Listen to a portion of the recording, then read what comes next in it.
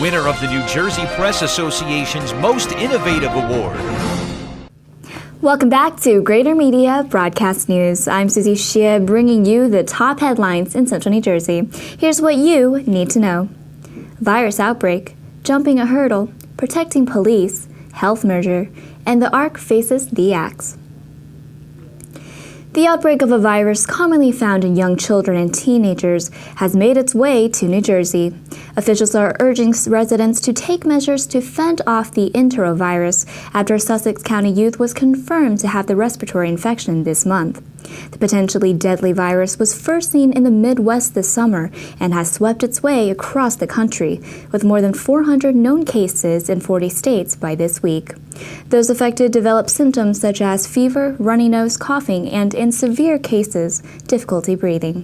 For more on the virus, see this week's editions of Greater Media newspapers. And here's Mark Rosman with more headlines. It took 30 years, numerous public hearings, and several rounds of litigation, but a developer has finally received approval to build an apartment complex on Lloyd Road in Marlborough. As reported in Greater Media newspapers this week, the Marlborough Planning Board has approved an application for Regent Park, which is expected to be constructed at Marlborough's border with Aberdeen Township. The plan calls for the development of 14 three-story buildings and a total of 285 rental units for people of all ages. About 60 of those apartments will be rented as part of Marlborough's obligation to provide affordable housing within the community. The Regent Park application was previously known as North Point. It was the subject of court rulings and revisions over the years before finally receiving municipal approval in September. Some residents of Aberdeen Township who live off Lloyd Road expressed concern during the public hearings that the apartment complex will have a negative impact on traffic conditions near their homes. The property to be developed is in Marlborough near Nolan Road between Route 79 and Route 34. And here's a roundup of headlines for this week. Those who threaten to kill a police officer may face stricter penalties in the future. A proposed bill introduced by Assemblyman Ronald Dancer would make death threats against law enforcement officials a second-degree crime. This could lead to a 5 to 10-year prison term, a maximum fine of $150,000, or a combination of the two. Mental preparedness and awareness of one's environment are key to survival in an active shooter scenario. With that in mind, North Brunswick officials held a workshop last week to help municipal employees remain safe in the event of an active shooter situation. North Brunswick is the first in Middlesex County to hold such a workshop. More than 500 youngsters received potentially life-saving heart screenings in Middletown last weekend. The local Doherty family organized the health event as a way to pay it forward after Mike Doherty suffered from sudden cardiac arrest 2 years ago at age 12. Mike went through extensive therapy and is expected to return to school this month. And here's Mike Pavlichko of Greater Media's WCTC with an update on Rutgers football. After that, we have Tim Morris with more on local sports.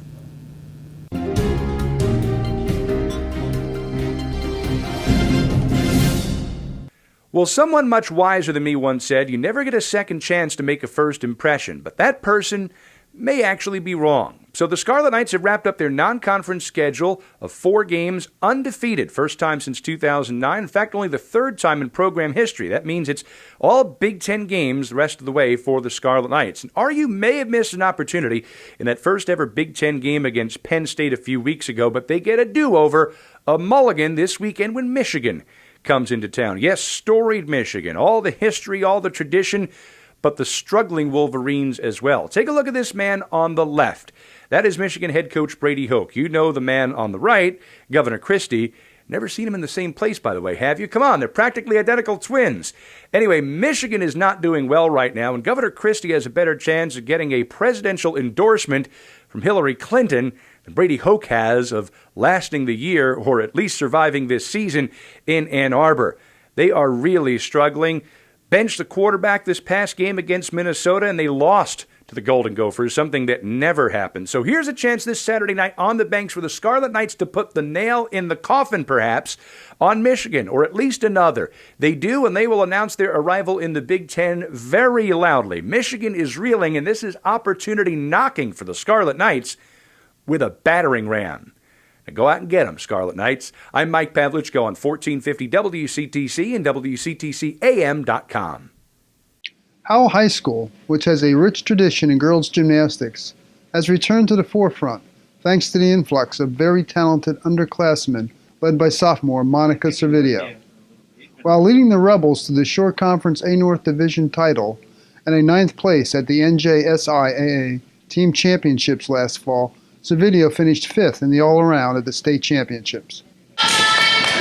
Servideo is back this fall, looking to pick up where she left off last year as one of the very best gymnasts in the state. Her uneven bars routine, which was good enough to earn her a 10th place at the state championships, includes several release moves. It's easy to see why she ranks so high in the state.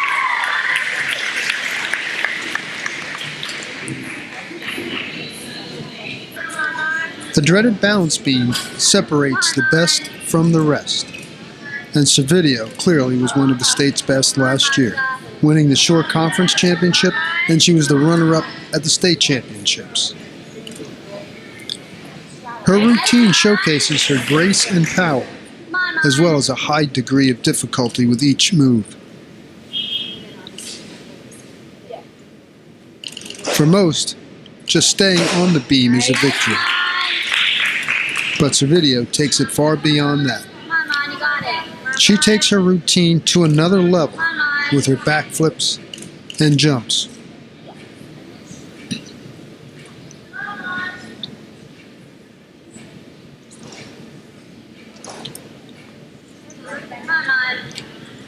There's nothing conservative about her routine.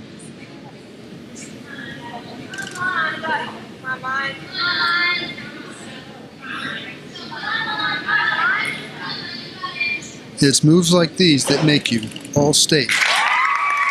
Tim Morris for Greater Media Newspapers. A local student recently jumped quite the hurdle. Here's Adam Ujalko. Jillian Milton isn't your average middle school cross-country runner. She's legally blind. Jillian has been running with the help of a guide for 3 years, but for a moment, it seemed that would all come to an end. Last week, the school district considered removing Jillian from the team and making her walk the hallways with a paraprofessional. Jillian has worked with an orientation and mobility instructor to ensure that she can walk independently through the hallways with her school. Ultimately, the school district reversed course, and Jillian was allowed to remain on the cross-country team and competed in a meet last Wednesday. After consulting with her orientation and mobility instructor, the school district also allowed her to walk the halls independently in the future. For more on Jillian's story and how she was nearly kept on the sidelines, check out this week's issue of The Independent. 2 major health organizations in central New Jersey have decided to join forces. Here's Taylor Lear. 2 health organizations in central New Jersey have decided to come together to enhance services and control costs. On September 24th, Meridian Health and Raritan Bay Medical Center announced the signing of a letter of intent to explore a merger. With this merge, Raritan Bay will use the resources of Meridian Health to improve patient care. Currently, Raritan Bay has hospitals in Old Bridge and Perth Amboy. In 2013, the hospital had a little over 14,000 admissions and over 100,000 outpatient visits. Officials of the 2 organizations say they are still working out the details. A review of financial, clinical, and legal issues can take approximately 4 months. To read more about the merge, check your local paper this week. A nonprofit is facing financial trouble, but a state senator is ready to step in and help. Here's Kenny Walter. The ARC of Monmouth County may be forced to eliminate mental and behavioral health services after the New Jersey Department of Health Services announced they were cutting funding.